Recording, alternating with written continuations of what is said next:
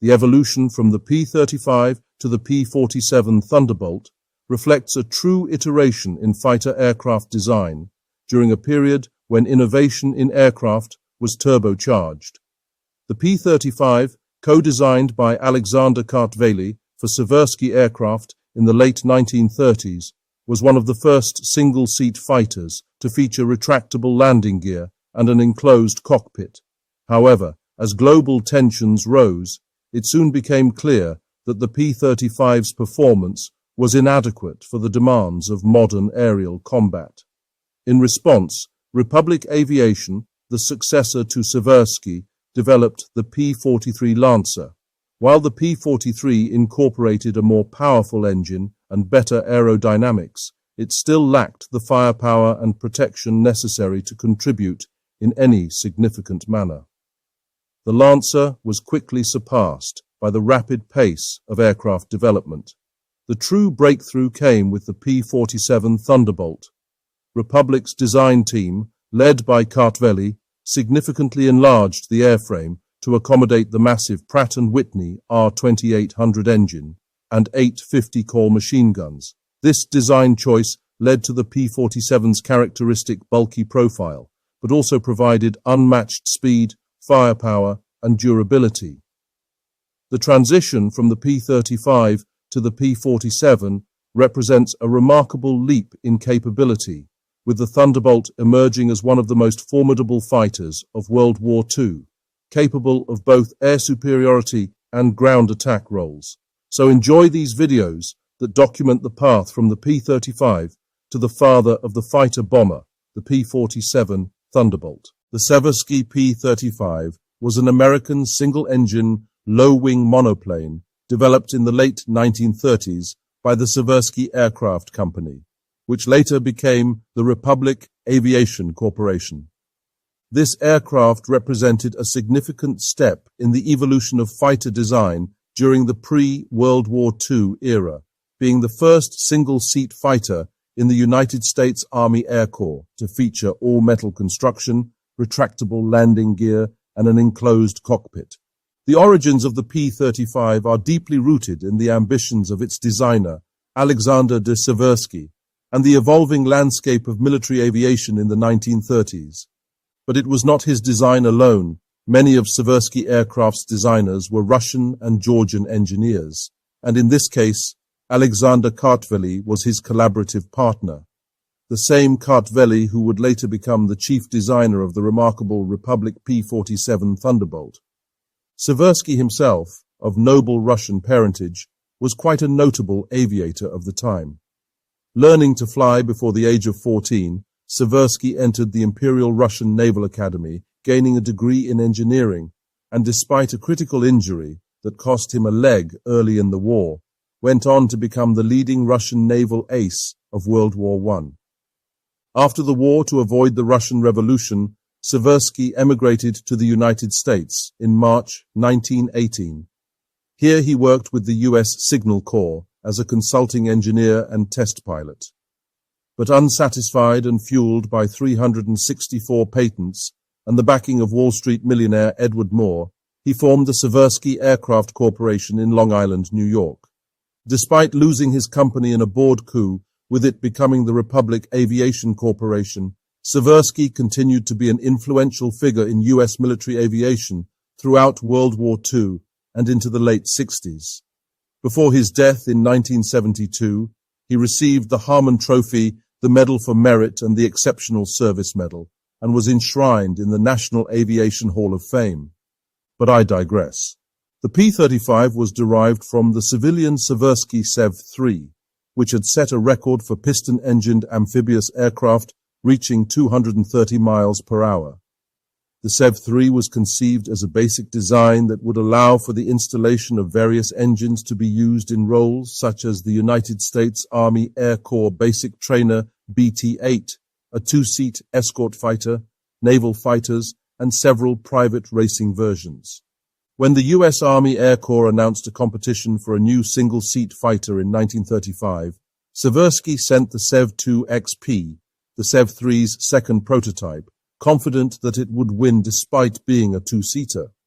However, the aircraft was damaged during its transit to the fly-offs at Wright Field.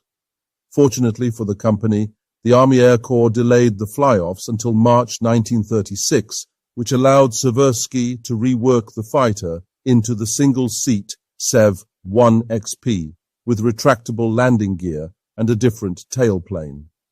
As the aircraft was underpowered, the power plant was upgraded to a Pratt Whitney R-1830 twin Wasp with 850 horsepower available on takeoff. The 1XP won the competition on the 16th of June 1936, beating the Curtiss H-75 in the finals, with the company awarded an order for 77 units, now designated the P-35. It was 10 months and 2 weeks later before the first production P-35 was delivered to the Air Corps in May 1937.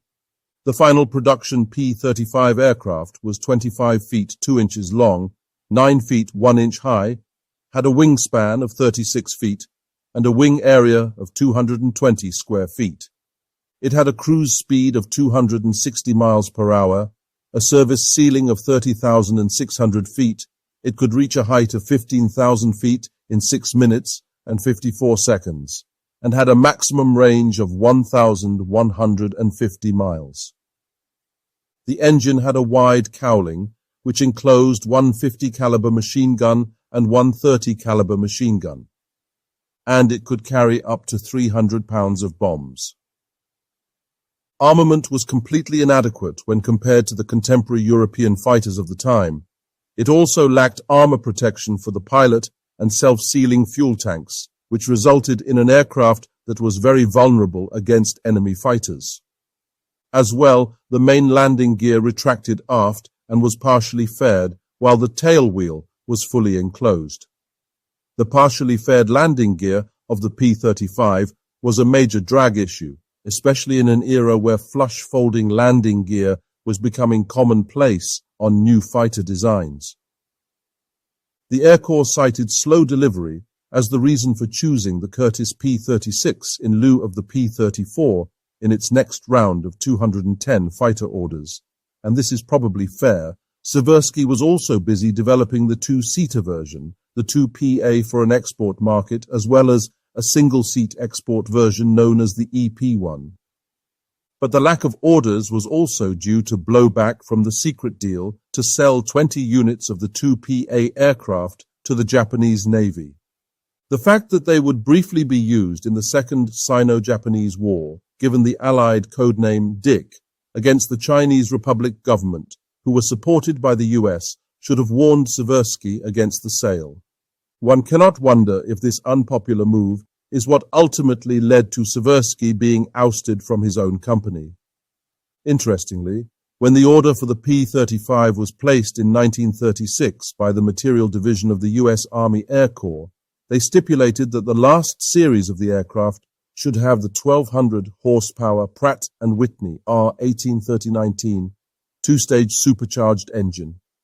The final P-35 on Seversky's contract with the U.S. Army Air Corps was completed in 1938, along with its new supercharged 1,200 horsepower twin Wasp engine.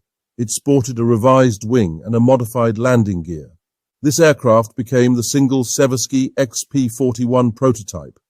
So impressed, Seversky started a simultaneous company-funded project known as the AP-4, using the same specification, which became the production model for the P-43 Lancer.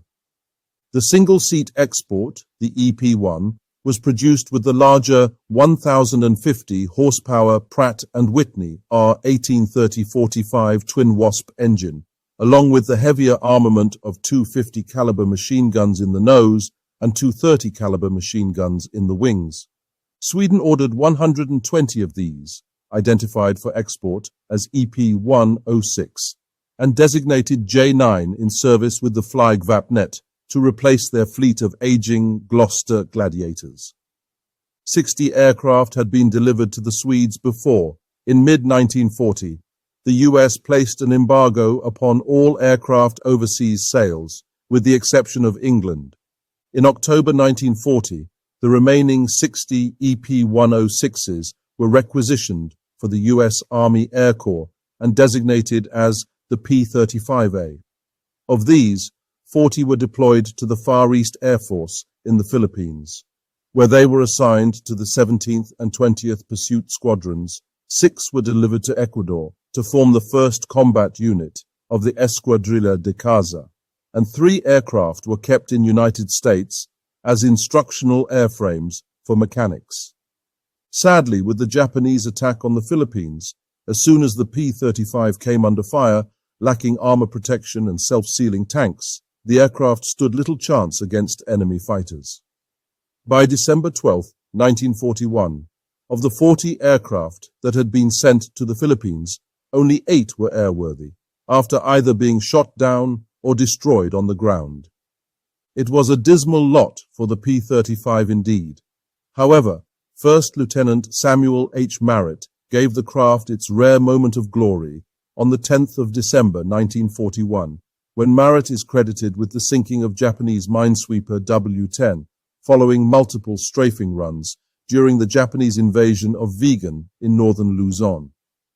Reportedly, the explosion of W-10 was so powerful it tore a wing off of Merritt's P-35, causing him to crash into the sea.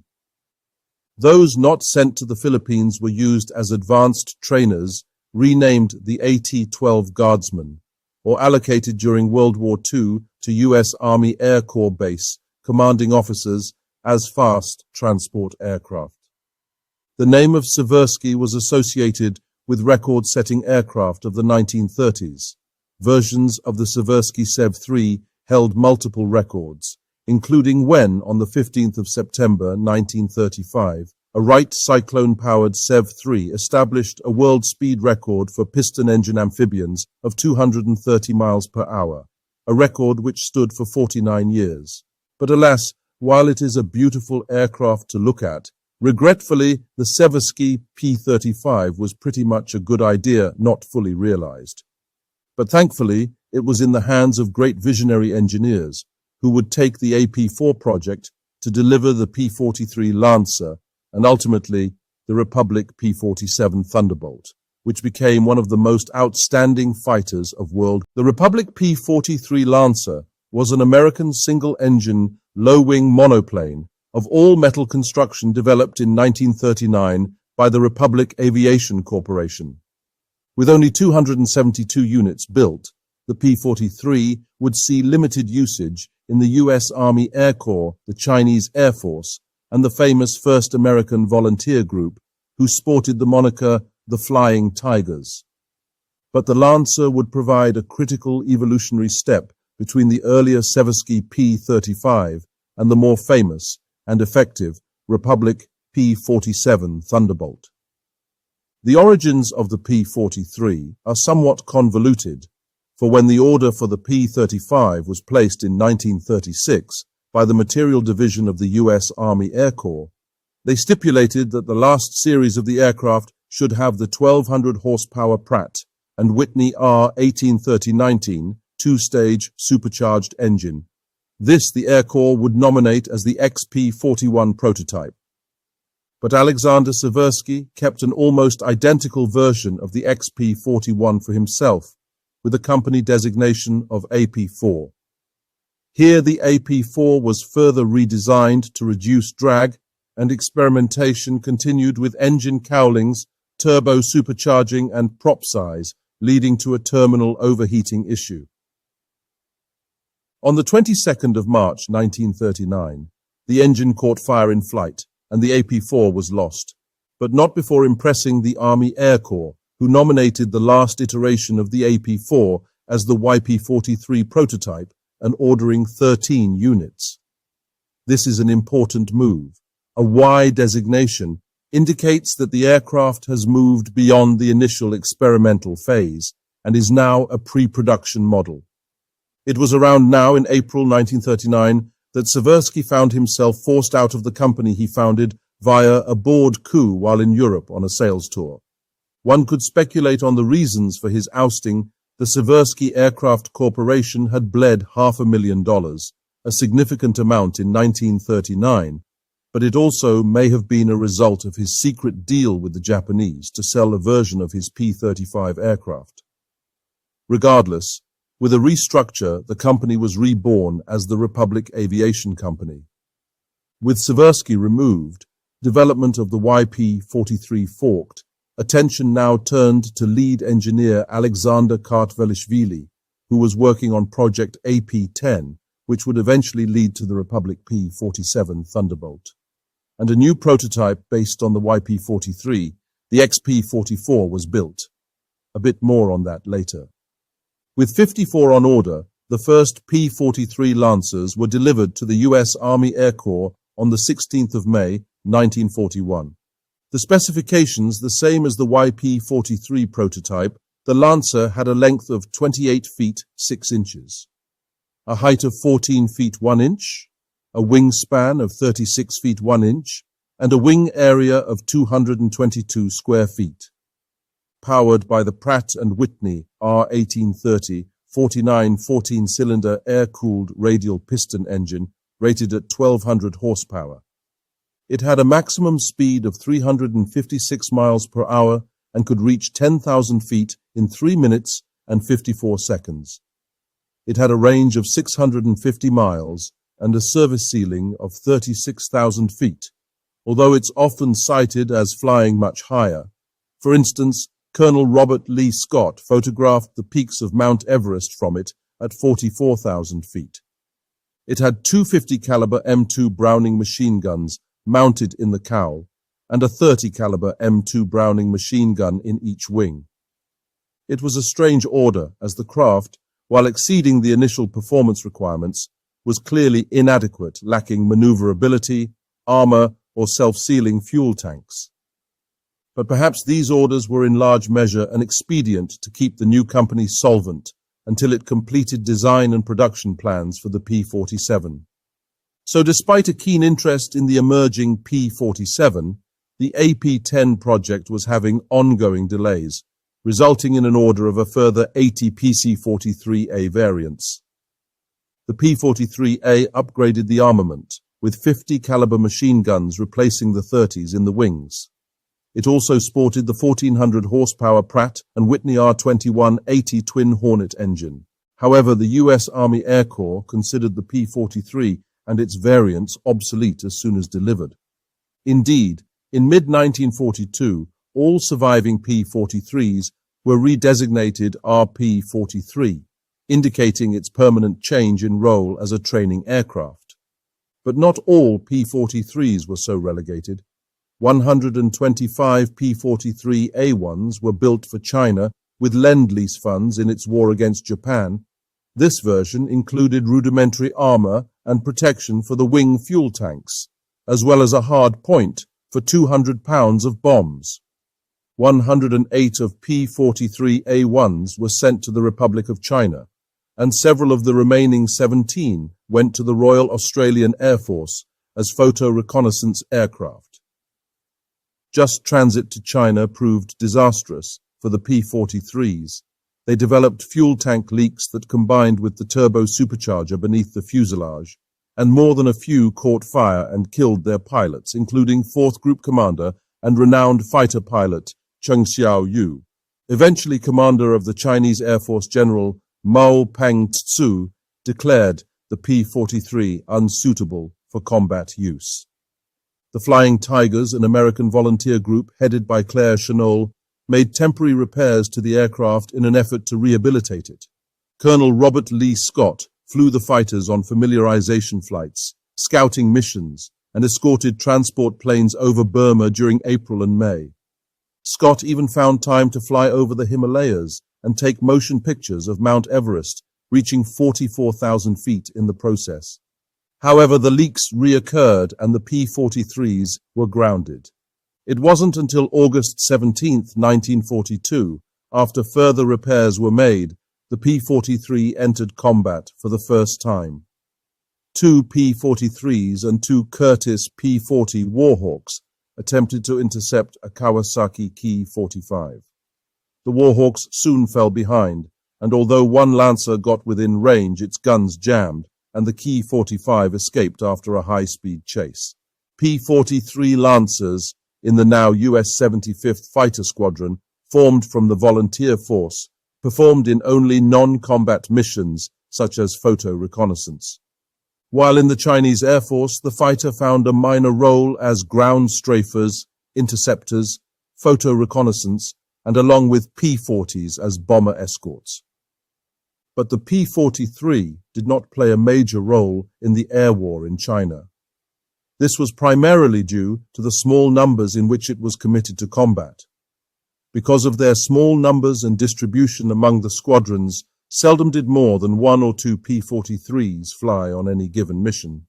And it's important to note, when the USAAF adopted self-sealing fuel tanks as standard in 1941, aircraft like the P-43 became a non-combat aircraft in that service.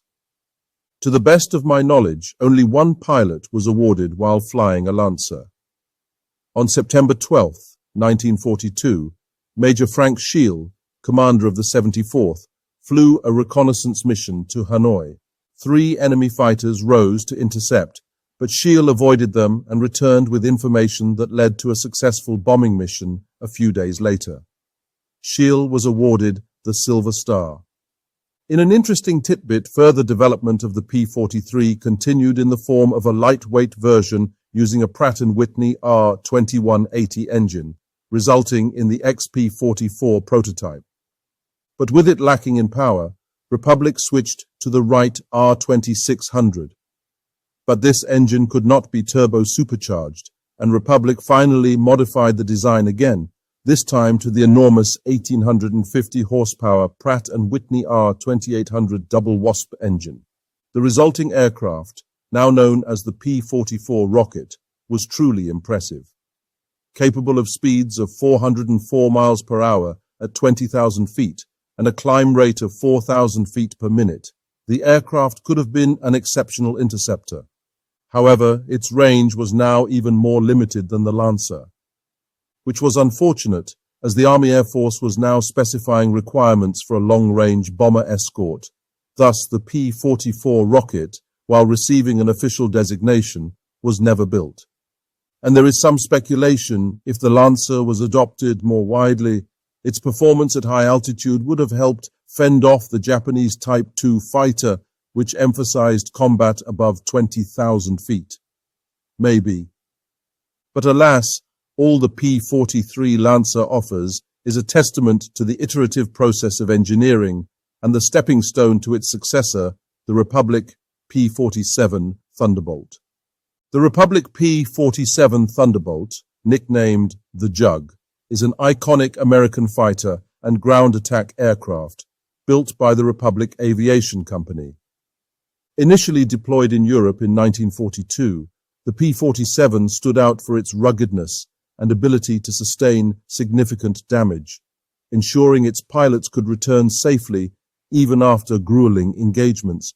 For the US, it was a successful high-altitude fighter and the foremost American fighter-bomber in the ground attack role, fighting in Europe, the Mediterranean, Asian, and Pacific theaters.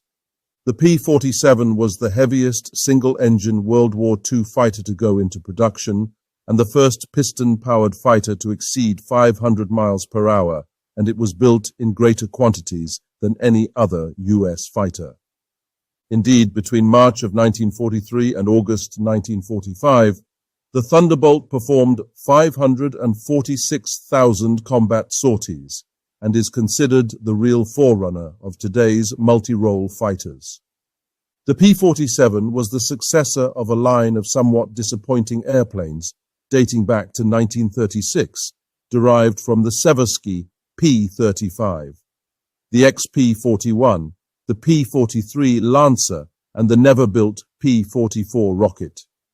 Headed by Alexander Kartveli, Republic Aircraft Corporation's chief engineer, the P-47 design team originally presented a design that was to be powered by a 1,150 horsepower Allison 1710 inline engine with an armament of 250 caliber machine guns. A contract was awarded by the U.S. Army Air Corps in November 1939, and for an even lighter XP-47A, but as information on Axis air power was coming back from the war in Europe, it was becoming apparent that the performance goals of the XP-47 program were already inadequate.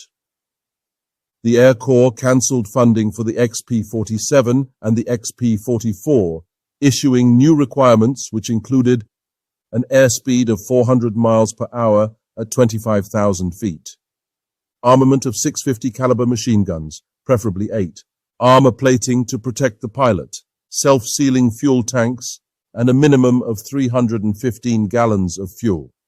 Republic scrapped all ongoing work, and Kartveli struck up a new and very bold XP-47B design.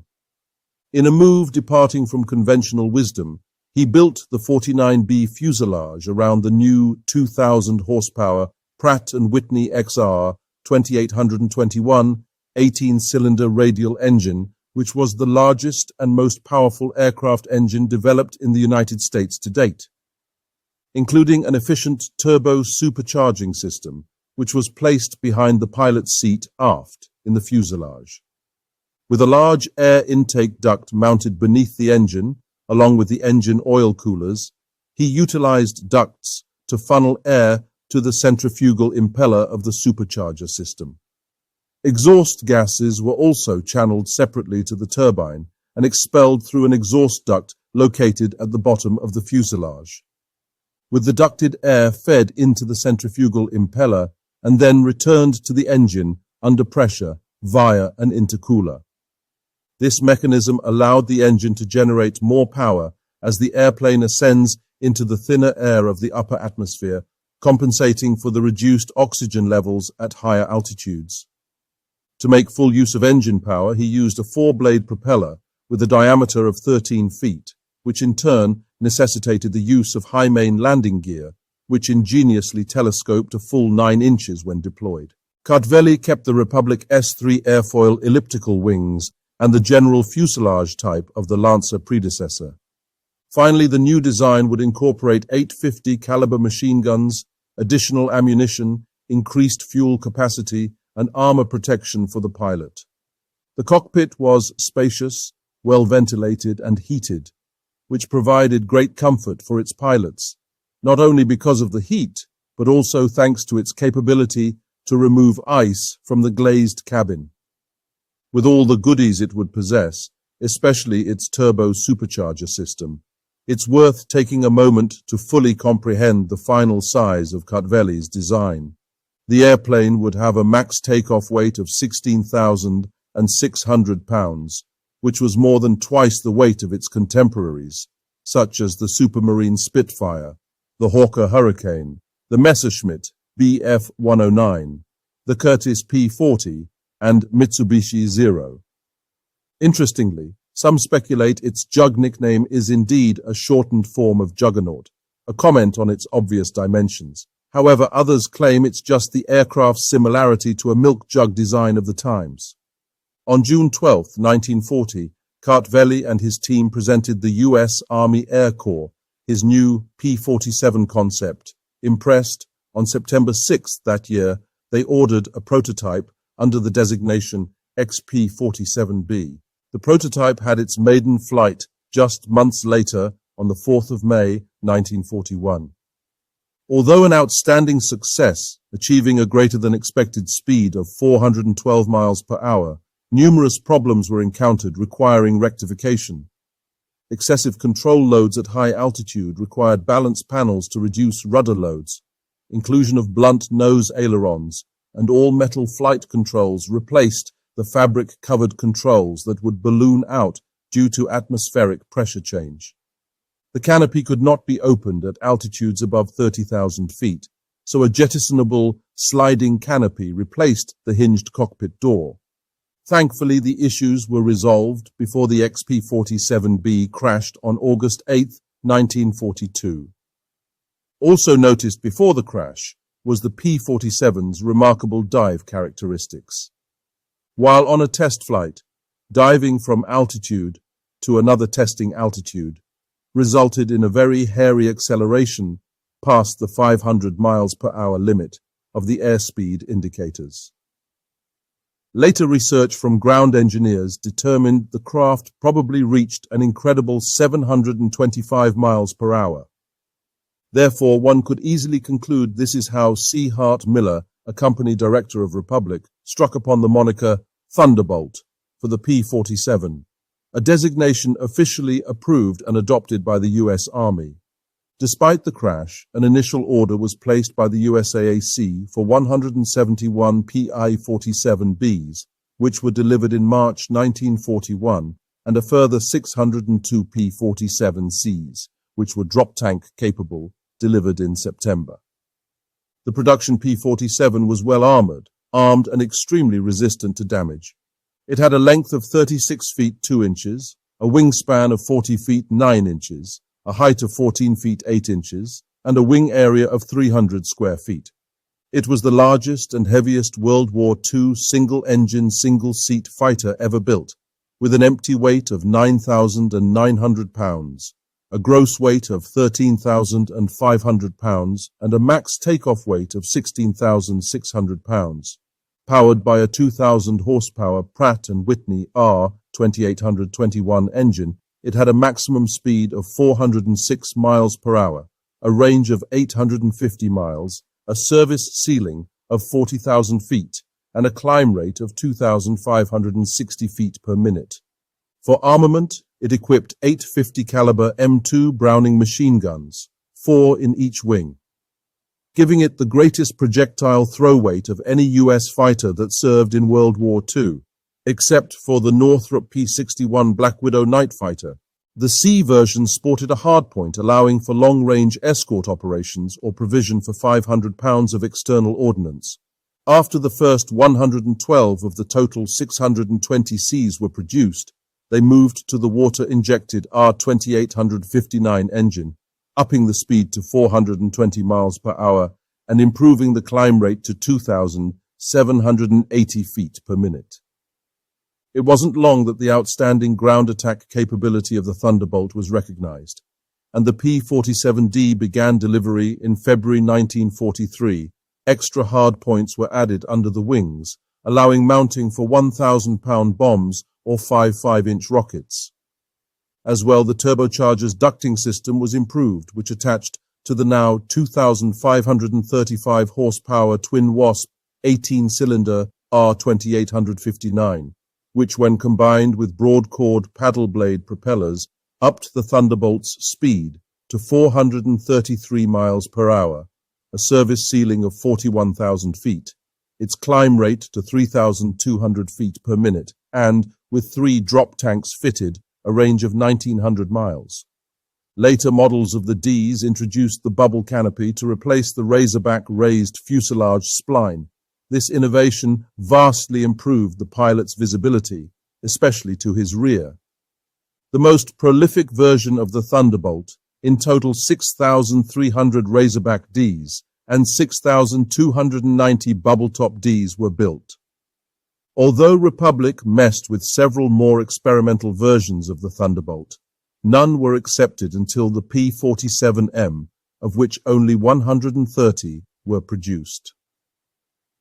Emerging in December 1944, with the specific mission of chasing down the V-1 bombs. Sporting a 2,800 horsepower R-2857C engine, it could reach a top speed of 473 miles per hour, using a special air brake to slow once in range of the target. While the M was built for a specific purpose, development of the Thunderbolt culminated in the P-47N. Also introduced in December 1944, the troublesome R-2857C engine's issues had been ironed out. Indeed, some models would upgrade to the R-2873s and 77s. The N could reach a top speed of 467 miles per hour and climb at a rate of 3,000 feet per minute, having a service ceiling of 43,000 feet.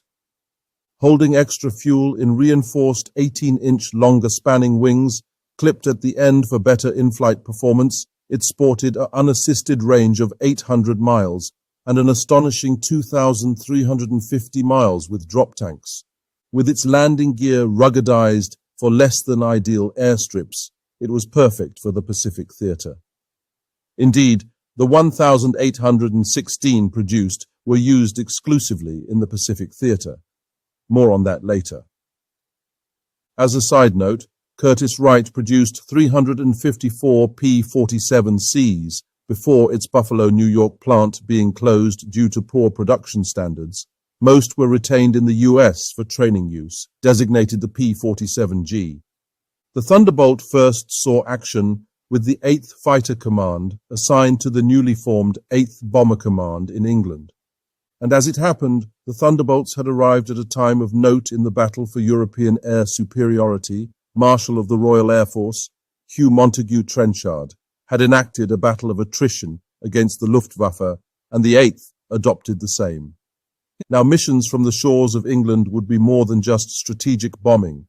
As such, codes were given to sorties based on the desired outcomes. Circuses were attacks undertaken by a small force of bombers with a powerful fighter escort intending to lure enemy fighters into the air so that they could be engaged and destroyed by the fighters, the primary objective being the destruction of Luftwaffe fighters, followed by the protection of the bombers from attack.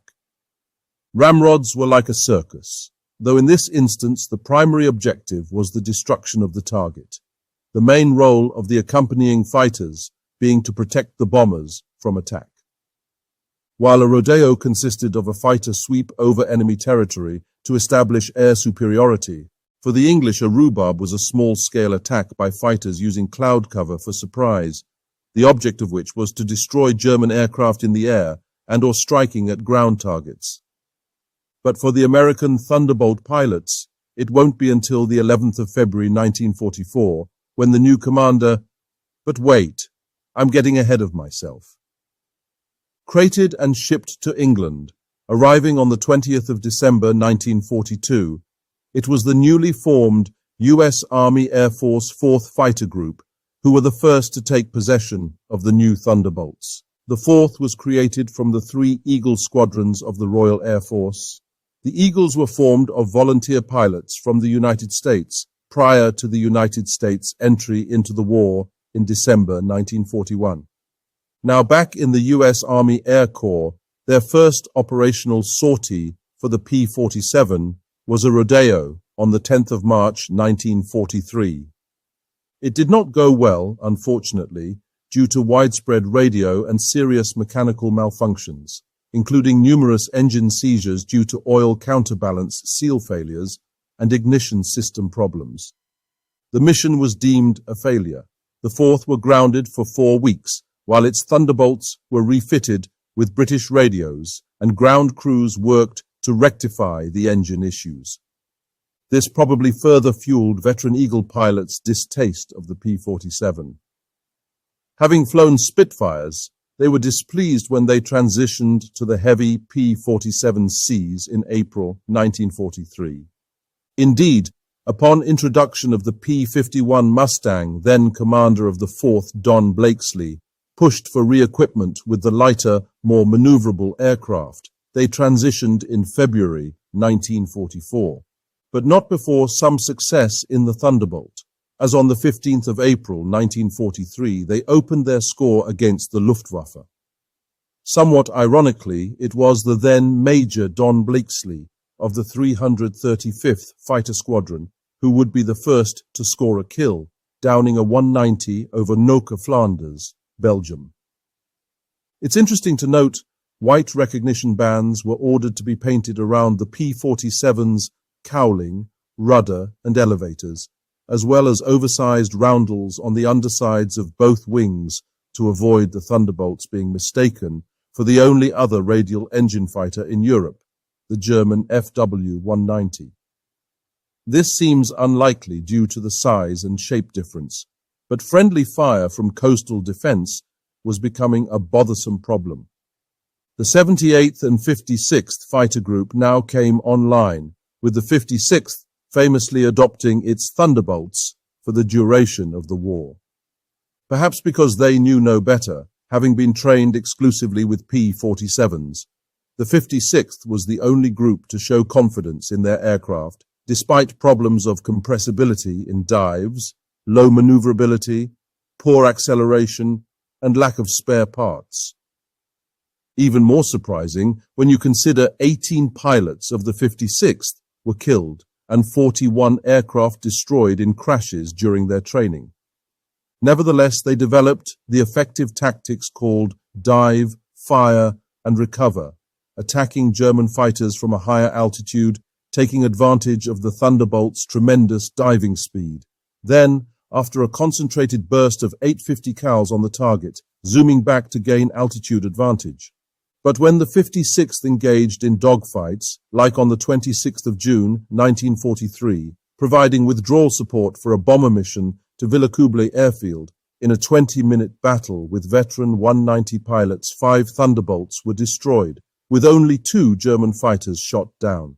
But for all its faults as a fighter, many pilots respected the P-47's superb robustness. Its large airframe, cockpit armor, and its radial engine's ability to soak up damage got many pilots home, often suffering severe damage that would take down its smaller kin. Bob Winters from 62nd Squadron is quoted as saying, "The aeroplane that you can fly into combat, do your job, and get you home is the best aeroplane in the world, and the P-47 did that for us." Whatever the reason, unlike many others, the 56th decided to stick with the Thunderbolt until the very end of the war. Although maybe part of the reason could be that it was handed the high-speed P-47M for more short-range high-speed missions. Indeed, on the 4th of July 1944, the 56th became first fighter group to pass the 500 destroyed mark, going on to destroy more enemy aircraft in air combat than any other. While the 3 groups flew multiple Rodeo fighter sweeps across occupied Europe, it was not until May 4, 1943, when 117 P-47s of all groups were assigned to their first bomber escort mission, protecting B-17s and B-24s attacking Antwerp and Paris. And with the much improved P-47Ds coming online, the US Army formed 7 more Thunderbolt fighter groups, including the 332nd Fighter Group, otherwise known as the Tuskegee Airmen. In the following months, using its dive from altitude approach, Thunderbolts would break up the frontal attacks on the bombers it escorted. But its limited flight endurance still meant it couldn't escort bombers who were penetrating missions deep into Germany itself. And the Luftwaffe quickly learned to simply mass its fighters inside Germany and wait until the Allied fighter escorts had reached the limit of their range before striking the bombers with devastating results. Unfortunately for many US bomber crews, Bomber Command's confidence in bomber self-protection endured until October 1943, when, in a week dubbed Black Week, the 8th Air Force had lost 148 bombers, equating to nearly 13% of its attacking aircraft, and approximately 1,500 aircrew. Despite the bristling armament of the bombers, it was now abundantly clear that long-range fighter escort was a requirement, and unescorted deep penetration raids were halted. By the 31st of August, the P-47s had already been fitted with 75-gallon steel drop tanks, and later adopted British-developed paper tanks that could hold 108 gallons of fuel, which allowed the Thunderbolts to go 325 miles into occupied territory. But alas, even using 2 tanks on the wings was not enough to see it reach Berlin. Enter the P-51 with a combat range of roughly 750 miles, a range nearly doubled with external drop tanks. Starting in February 1944, all fighter groups of the 8th Air Force, bar the 56th, converted to the P-51. And while this might seem like the end for the Thunderbolt, far from it, now it could concentrate on the role it excelled at, fighter bomber. Meanwhile, in the Mediterranean, in early 1944, the 57th and 66th Fighter Group converted to P-47 Thunderbolt aircraft and flew interdiction operations in Italy. The groups moved to Corsica on the 30th of March 1944 to operate as a separate task force. executing Operation Strangle, interdiction missions against railroads, communication targets, and motor vehicles behind enemy lines to prevent essential supplies from reaching German forces in central Italy and compel a German withdrawal. They provided a minimum of 48 fighter-bomber sorties per day and greatly contributed to gaining air superiority in the theatre.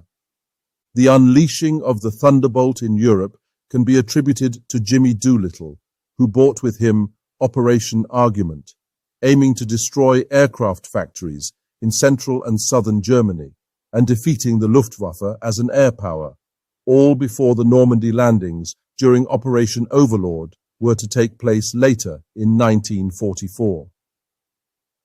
More so, Doolittle changed the fighter squadron's mission from solely protection of its escorted bombers to that of aggressive offense. Instituting a policy called Ultimate Pursuit, pilots were now authorized to pursue and destroy the enemy. Switching away from close coverage to a broader area coverage, fighters would now spread 30 miles wide and with lead elements ahead of the bomber formations, and each fighter group designated one of its 3 squadrons to be the so-called bouncing squadron that could be released to seek and destroy enemy aircraft not operating around the bomber formation. P-47s were given secondary ground targets to attack once their escorted bombers were safe, and as P-51s took over escort duties, the Thunderbolts became more and more dedicated to ground attack. It's important to give credit to Major Glenn E. Duncan of the 353rd Fighter Group, who pioneered using the P-47 to strafe and dive bomb. In March 1944, he convinced command to allow him and 16 volunteers to refine his ideas. After 5 successful missions, the pilots returned to their original units to implement the new tactics. The timing was fortuitous, following the success of the big week from the 20th to 25th of February 1944, where the Luftwaffe was dealt a significant blow. The Thunderbolt would be used more often as a fighter bomber, with half the attack force attacking the target, while the rest provided air cover at altitude.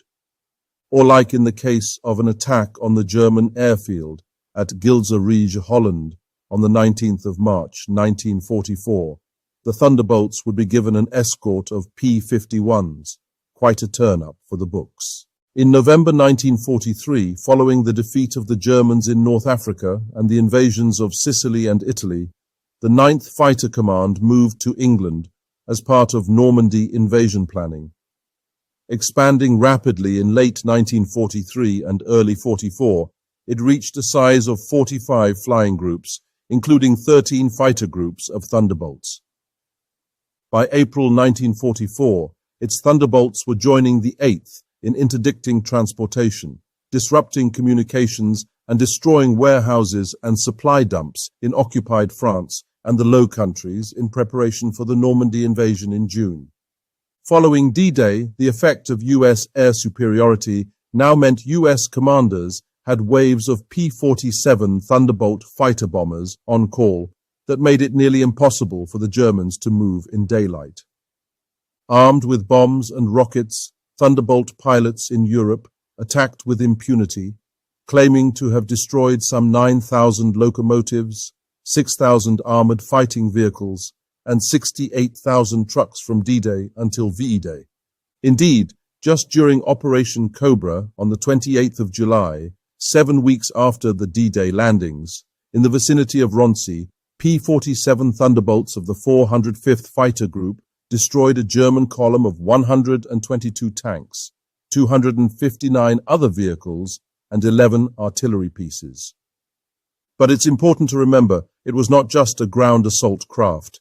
In the European theatre, P-47 pilots destroyed more than 7,000 enemy aircraft, more than half of them in air-to-air combat. The first P-47s arrived in the Pacific in June 1943, shipped to Australia in crates, and were operational in New Guinea just 1 month later. First in the hands of the 348th Fighter Group of the 5th Air Force, they eventually replaced the aging Curtiss P-40 Warhawks and P-39 Airacobras. Using the dive, fire and recover tactic, it found great success against the poorly protected Japanese aircraft that exploded in fireballs if the pilot could execute such a maneuver. Direct dogfights against the nimbler Japanese aircraft were avoided if possible. Interestingly, Colonel Neil Kirby, commander of the 348th, while leading 4 Thunderbolts on the 11th of October 1943, engaged a group of 40 Japanese aircraft, 30 of which were fighters. By the end of the engagement, 4 Nakajima Ki 43s and 5 Kawasaki Ki 61s were downed without loss. Kirby, in his P-47 named Fiery Ginger, after his wife Virginia, personally dispatched 2 of the Ki 61s and all 4 of the Ki 43s, making Kirby the first P-47 ace of the Pacific, and set a United States Army Air Forces record for most victories in a single mission. General Douglas MacArthur presented him the Medal of Honor for this effort in January 1944. With production of the P-47Ds in full flight, 1944 saw 2 more fighter groups join the fray in Thunderbolts. Ground assault missions in the Pacific were somewhat different than in Europe. Thick jungle forced most military installations to be located on the shore. This proved opportune for the fighter-bomber role of the Thunderbolt, and the island-hopping campaign leading to the Philippines would provide many ad hoc ground and watercraft assault opportunities. Moving from their initial role of escorting bombers over New Guinea and sea convoys to Admiralty Islands. Based in Nomfor, they bombed and strafed Japanese airfields and installations on Ceram, Halmahera, and the Kai Islands. The short range of the P-47, despite the use of drop tanks, was finally alleviated with the introduction of the P-47N into the Pacific in September 1944. Now with a range over 2,300 miles, it was well suited for missions over the Pacific Ocean. With the 5th reaching the Philippines in November 1944, Thunderbolts flew fighter sweeps against enemy airfields, supported U.S. ground forces, and protected sea convoys and transport routes.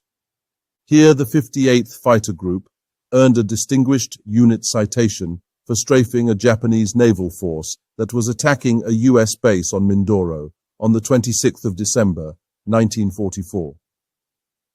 In quite an unusual situation, as part of the Mexican Expeditionary Air Force, a volunteer force of 30 experienced pilots formed a squadron nicknamed the Aztec Eagles, shipping to Manila on April 30th, 1945 and receiving its 25 new P-47D aircraft in July. The squadron flew more than 90 combat missions, marked with the insignia of both the USAF and Mexican Air Force, totaling more than 1,900 hours of flight time. And in the Philippines joined the effort to bomb Luzon and Formosa to out the Japanese. With the Philippines won, the 5th Air Force's Thunderbolts joined the final push against the Japanese Empire. With 4 fighter groups now sporting the N models, they flew long-range missions taking out targets in Korea, China, and Japan, as well as shipping along the coast. Approaching Japan from the east, the fighter group of the 12th Air Force was equipped with Republic P-47D Thunderbolts in 1944. Working closely with Marine ground forces, they pioneered close infantry support and employed the first use of napalm in the Marianas Campaign. The P-47 also helped provide air cover against the Japanese kamikaze fighters bent on ramming Allied ships. In the Mariana Islands, P-47 Thunderbolts of the 7th Air Force, specifically those from the 318th Fighter Group, were tasked with air defense operations. These fighters were instrumental in intercepting and disrupting Japanese air attacks, including those by kamikaze pilots. With the introduction of the B-29 Superfortress, they also provided long-range escort duty until the surrender of Japan. The first P-47Ds were delivered to the Chinese-American Composite Wing in late 1943, and the relocation of Thunderbolt fighter groups from Italy in early 1944 provided a significant boost to the air capabilities of the China-Burma-India theater. Indeed, the fighter-bomber concept proved so destructive that in China, where every drop of fuel had to be transported by air across the Himalayas from India, the B-24s that had been used in the strategic role were taken off combat operations and assigned to transport duty. The reasoning was that the fuel they consumed could be put to better use moving fuel for the fighter bombers. The RAF ordered 830 P-47Ds adapted for ground attack, armed with 3 500-pound bombs, or British 60-pound RP-3 rockets. These were sent to the Southeast Asia Command in India for use against the Japanese in Burma. Here they were designated as the Thunderbolt Mark I for the Razorback type, and the bubble top was the Mark II. Their missions varied, attacking enemy airfields and lines of communication, and escort duties, like flying escort for RAF liberators in the bombing of Rangoon. They proved most devastating when working in coordination with the Army, where they would hover above battles, both providing air cover and diving on call to hit nominated targets. During the Japanese breakout attempt at the Sitang Bend in the final months of the war, Thunderbolts took out 3 105mm guns on day one. Overall, the Royal Air Force flew a total of 3,045 sorties and dropped some 750 tons of bombs during the battle. Around 14,000 Japanese casualties resulted, with well over half being killed, while British forces suffered only 95 killed and 322 wounded. A remarkable outcome. In mid-1944, 200 P-47Ds were ferried to the USSR via Iraq and Iran. With its high service ceiling, the P-47 was superior to fighters operating on the Eastern Front, yielding a higher speed above 30,000 feet, but the Eastern Front was a low-altitude air war, thus the Russians didn't rate it fit for purpose. And its armored ground attack aircraft, the Ilyushin Il-2, with over 36,000 built, already had the ground assault role covered. Many were sent to training units, and they were rarely used in combat. Instead, the Thunderbolts were assigned to high-altitude air defense over major cities in rear areas. Still, the Republic P-47 Thunderbolt stands as a symbol of American industrial output and ingenuity during World War II, excelling in roles ranging from high-altitude escort fighter to devastating ground attack aircraft. Its robust design, which enabled it to absorb significant damage and still complete its missions, made it a favorite among pilots. As a testament to the survivability of the P-47, it should be noted that the top 10 aces who flew the P-47 returned home to the US safely. Of the 15,683 P-47s built, only 5,222 were lost, with 1,723 of those in accidents not related to combat. Meanwhile, the Jug flew more than 500,000 missions and dropped more than 132,000 tons of bombs. Indeed, Thunderbolts were lost at the exceptionally low rate of 0.7% per mission, and Jug pilots achieved an aerial kill ratio of 4.6 to 1. By the war's end, the Thunderbolt had left an indelible mark on history as the first true fighter bomber. Thank you for watching. If you enjoyed this video, leave a comment and click the like button. If you would like to see more like this, please subscribe to the channel and click the notification button.